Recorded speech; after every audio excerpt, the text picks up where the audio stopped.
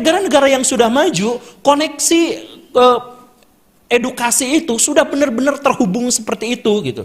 Di antaranya adalah, ngapain belajar matematika, kan nanti nggak ditanya di kuburan.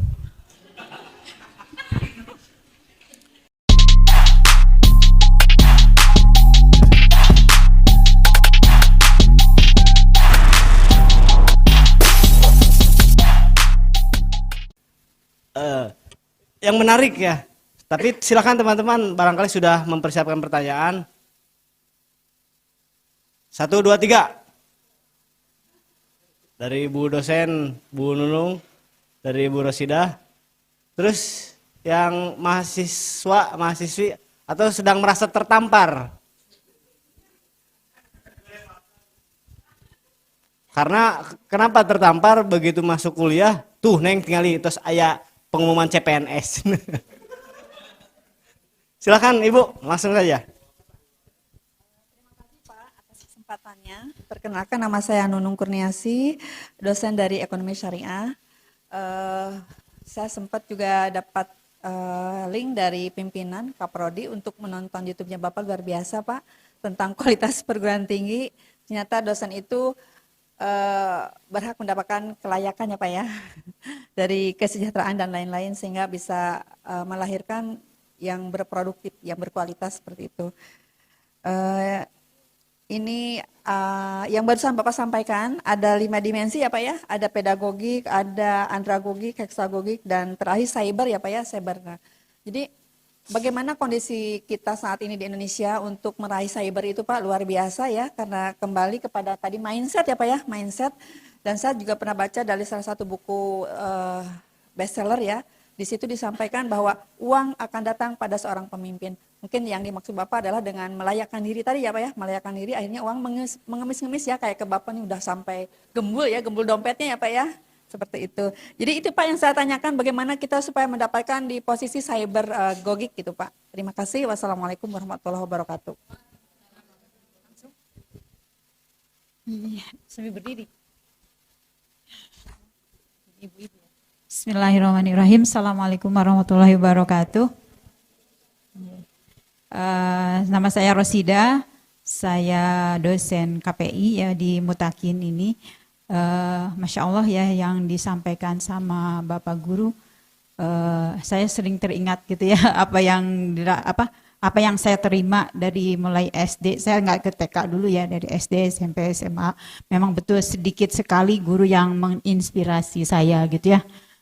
Paling 1-2 gitu ya ketika di SD, SMP atau SMA gitu ya, perguruan tinggi. Alhamdulillah kalau saya karena mengambil jurusan. Kenapa saya mengambil jurusan bahasa Perancis? Ya karena muaknya tete Pak. Suka, kalau saya bukan tadi guru yang cabul ya. Karena saya orang miskin, tidak cantik, tidak kaya gitu ya. Jadi sering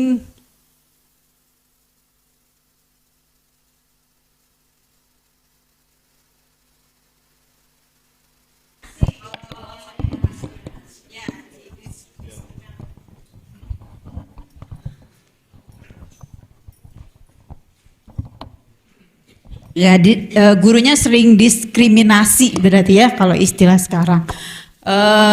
Kalau di saya waktu itu kuliah, alhamdulillah dosen-dosen tidak diskriminasi dan memang karena ke sana ya, ke Perancis gitu ya, kiblatnya gitu ya, alhamdulillah gitu.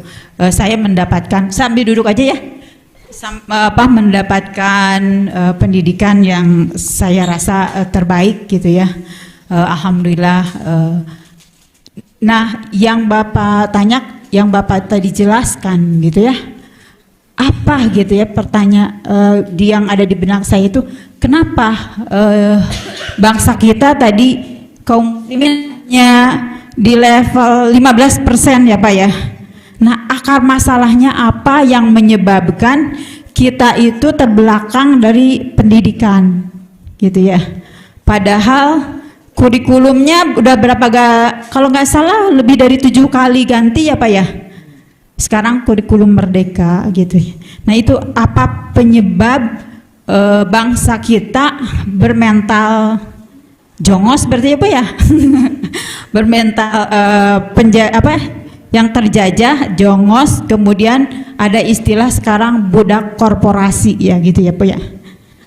Itu pertanyaan dari saya. Wallahu a'lam bishawab. Oke, nanti disambung kalau ada ya. Langsung aja. Ya, terima kasih. Pertanyaan yang pertama, gimana caranya kita sampai ke cybergogi? Karena kita adalah bangsa yang tertinggal, maka sebenarnya kita tidak usah bertanya bagaimana cara untuk sampainya. Karena sekarang tuh kita fasilitas untuk sampai itu ada. Jadi misalkan kalau orang tidak pernah melihat mobil, mereka bertanya-tanya, bagaimana caranya bikin kereta kuda tanpa kuda? Nah, mereka bisa bertanya itu. Tapi kalau sudah ada mobil, maka mereka tidak usah bertanya itu. Nah, begitupun dalam hal pendidikan. Gimana caranya kita sampai ke cybergogik? Udah ada. Cuman masalahnya kenapa kita tidak terlibat? Salah satu contohnya itu gini. Di Singapura, pendidikan terbaik di dunia. New Zealand, pendidikan terbaik di dunia. Australia, pendidikan terbaik di dunia. Dan negara-negara itu mengelilingi Indonesia. Kenapa? Kita tidak terlibat dalam pendidikan-pendidikan itu. Jadi jangan bertanya, gimana caranya cybergogik? Udah ada, bahkan di sekeliling kita, di negara-negara itu, sudah ada. Cuman kenapa kita belum sampai ke sana? Yaitu tadi, masalah utamanya adalah karena kita berkehendak untuk tidak mau ke sana.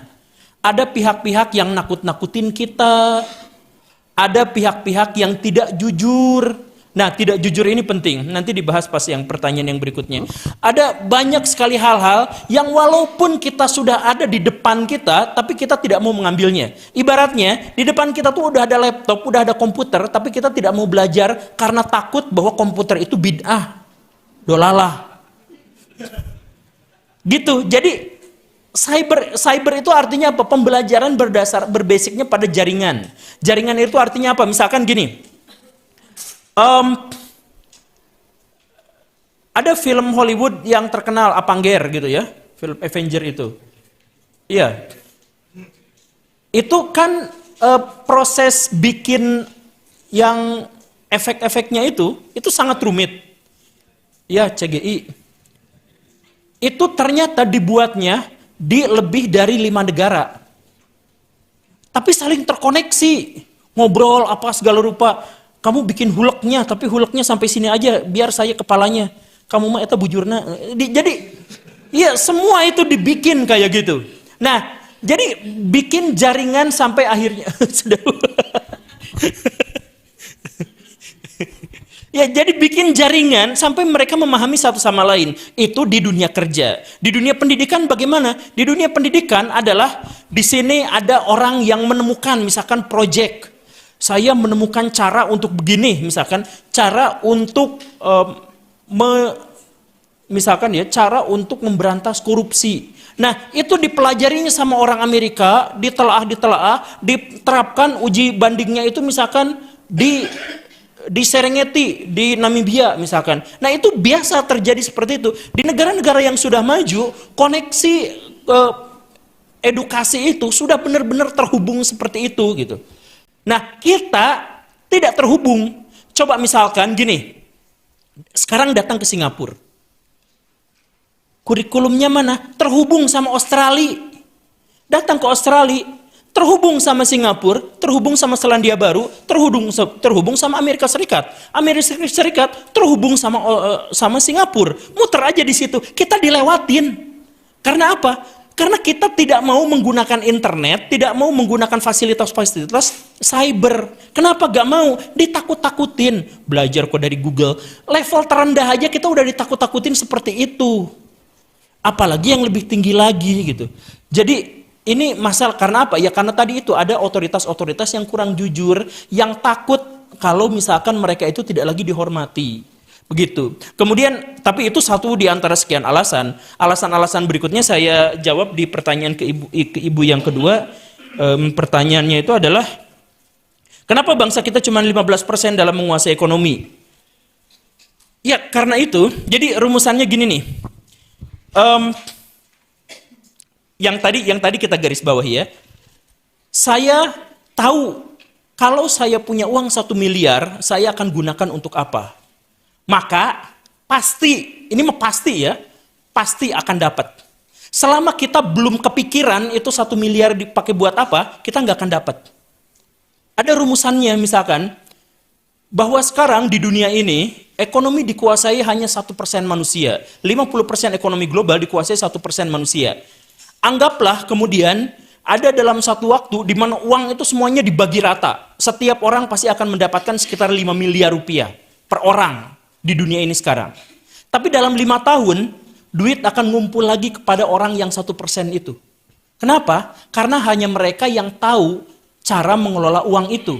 Kita boro-boro cara mengelola, cara menggunakan aja kita nggak tahu. Makanya saya tadi uji itu. Nah, karena tidak tahu, maka kita tidak mungkin mendapatkan jatah uang itu. Karena uang hanya akan didapatkan oleh orang yang layak untuk mendapatkan uang. Nah, bagaimana cara untuk layak mendapatkan uang? Banyak, tapi ditambahin lagi. Ada otoritas-otoritas tertentu yang mengharamkan kita untuk punya uang. Di antaranya adalah, ngapain belajar matematika kan nanti nggak ditanya di kuburan. Ada yang gitu ya? Ada. Nah, orang yang gitu, tapi orang yang ngomong gitu, ternyata duitnya banyak. Karena minta sumbangan buat pesantrennya. Ada kan ya kayak gitu? Ya, nah, jadi mereka ngemis-ngemis uang untuk bikin masjid, bikin pesantren dan sebagainya, sambil ngomong ke orang, gak usah nyari duit, dan rezeki mah udah ada yang ngatur. Ya iya memang rezeki itu udah ada yang ngatur, sumpahnya. Yang ngatur itu diatur untuk orang yang sudah tahu bagaimana cara menggunakannya. Nah, karena kita selalu seperti itu, makanya 85% ekonomi Indonesia dikuasai sama kafir. Bahkan bank-bank syariah di Indonesia mayoritas dipegang sama orang kafir. Saya mohon maaf, tapi memang faktanya begitu. Iya kan? Bank yang merah, terus bank yang biru, terus bank yang apa? Ada bank syariah di bawahnya. Padahal jelas itu sipit-sipit yang punyanya. Kenapa? Bukan gara-gara si Cina-Cina itu yang salah. Yang salah itu adalah kita. Kenapa tidak bisa memegang uang sebegitu besarnya? Ya karena kita gak kepikiran. Karena uang itu dianggapnya sebagai sebuah beban. Padahal kalau misalkan kita ngelihat doktrin Islam, sebenarnya kan kebalik. Dalam doktrin Islam itu, uang itu adalah investasi jangka panjang, bahkan setelah kita mati. Karena apa? Karena amalan setiap orang terputus, kecuali salah satu diantaranya adalah ada orang yang punya duit dan duit itu dipakai secara umum oleh masyarakat terus-terusan. Ada yang dibangun jadi masjid, selama masjid itu ada, maka pahalanya mengalir. Ada yang dibangun buat bikin jalan, selama jalannya itu masih digunakan, dan buat hasil tani dan sebagainya, mengalir terus ke kuburannya. Itu kan hanya satu agama yang doktrinnya tuh kayak gitu. Tapi hanya satu umat beragama yang mengkhianati doktrin agamanya sendiri. Nah kenapa? Karena ada otoritas-otoritas yang kurang jujur. Jadi mari kita ubah mindset. Jadi duit tuh, nih duit. Ada orang paling kaya di dunia, si duit tuh dibuang-buangin. Saya emang nggak perlu duit itu. Bahkan kemarin dia menyatakan, nih sebentar lagi mungkin saya mati karena saya udah 80 lewat. Harta warisannya langsung dinotariskan. Tidak ada sepeser pun yang akan dikasih ke anak-anak saya. Kenapa? Karena dia tahu cara terbaik membuat anak-anaknya kaya adalah dengan mengajarkan cara untuk megang duit, bukan cara untuk mendapatkan duit. Udah, selesai seperti itu. Dan alhamdulillah, anak-anaknya kaya-kaya juga. Walaupun tidak sekaya bapaknya, tapi hidupnya makmur, berkecukupan. Nah, di segala sesuatu itu mulai dari mindsetnya. Kenapa kita cuma kebagian 15%? Ya karena kita mah berpikir sekuler. Berpikirnya apa? Ya ada harta mah gak dibawa mati. Siapa yang bilang justru doktrin Islam bilang harta itu dibawa mati? Kan itu hadisnya jelas. Kenapa juga malah dilanggar? Kan gitu. Jadi saya tuh suka kesel itu sama itu. Tapi kemudian kenapa kita itu sekarang tidak memiliki kekuasaan terhadap ekonomi dan lain-lain dan sebagainya? Salah satu alasannya adalah karena kita tidak jujur. Jadi Kita tuh masih berpandangan bahwa yang jujur pasti hancur. Udahlah, jangan terlalu jujur. Nanti kalau nggak terlalu jujur nggak bisa makan. Ada yang ngomong gitu kan? Negara-negara di Eropa maju karena mereka jujur. Singapura, negara paling dekat dengan kita, kenapa mereka maju? Karena jujur. Karena mereka terpercaya, karena mereka al-amin. Nih, orang Amerika Serikat beli kaos dari Cihampelas 20.000, ditawarkan ke orang Cihampelas deh. 20.000 pak mister, 20.000 mau nggak? Orang Amerika Serikatnya nggak mau. Dibelilah sama Singapura, orang Singapura datang ke situ, saya borong 1 kontainer, tapi satunya jatuhin 10.000 ya. Oke, kata orang Indonesia teh. Dibawa ke Singapura, sama Singapura ditulis Made in Singapura, jeblet. Harga berapa? 200.000. Dibeli sama orang Amerika Serikat. Kenapa? Kalau yang ngejualnya Singapura terpercaya, ke orang Amerika Serikat dibeli. Tapi kalau sama orang Indonesia dijual, pemerintahnya aja korup, rakyatnya aja nggak percaya sama pemerintahnya, apalagi orang luar negeri. Iya kan? Kita tuh tidak terpercaya. Kenapa? Tukang bohong, tidak amanah. Kalau tidak amanah, kalau tukang bohong, nggak bisa dipercaya. Aset utama, katakan ini kepada semua orang paling kaya di dunia, maka mereka akan sepakat. Aset utama orang paling kaya bukan duit, bukan perusahaan, tapi kepercayaan publik pada dirinya. Ada pengusaha, saya mau bangun ini, langsung bank-bank bikin konsorsium, saya modalin kamu. Kenapa? Terpercaya. Ya kan? Sedangkan kita enggak. Kita tuh masyarakat pendusta. Iya kan? Kita itu adalah masyarakat yang kalau ada truk diguling di situ, dijarah. Nah, dalam kondisi seperti itu, pertanyaannya, di manakah kaum agamawan? Di manakah kaum ulama? Di manakah alumni-alumni sekolah tinggi agama Islam? Di mana? Kan mereka harusnya dakwah. Dakwahnya di mana? Negara-negara ateis terkenal jujur, kita nggak jujur. Nah, jadi ubah mindsetnya sekarang. Jadi rubah. Jadi kalau ada orang yang mengatakan yang jujur itu pasti hancur, dialah yang hancur. Karena faktanya manajer-manajer paling mahal dibayar sangat mahal karena mereka terpercaya. Perusahaan-perusahaan di dunia paling maju, kenapa bisa maju? Karena terpercaya. Kita sudah punya suri tauladannya, kita yang mengkhianati suri tauladan itu. Dipakai sama orang-orang ateis dan kita membiarkannya. Kalau kita marah-marah dibajak beritanya, apanya, batiknya sama orang Malaysia, marahnya luar biasa. Agama kita dibajak, ilmu-ilmunya dipakai sama orang-orang ateis, kita biasa-biasa aja, kita bahkan mempraktekkan ilmu-ilmu dari yang gak jelas. Dari jangan terlalu jujur, jangan terlalu idealis. Ya itu akhirnya miskin dia. Cirian itu orang miskin kan ya kayak gitu. Iya sih, rada kaya sedikit, tapi kan uangnya haram. Matak diabetes. Ya itu jawabannya, terima kasih, kita ubah mindsetnya.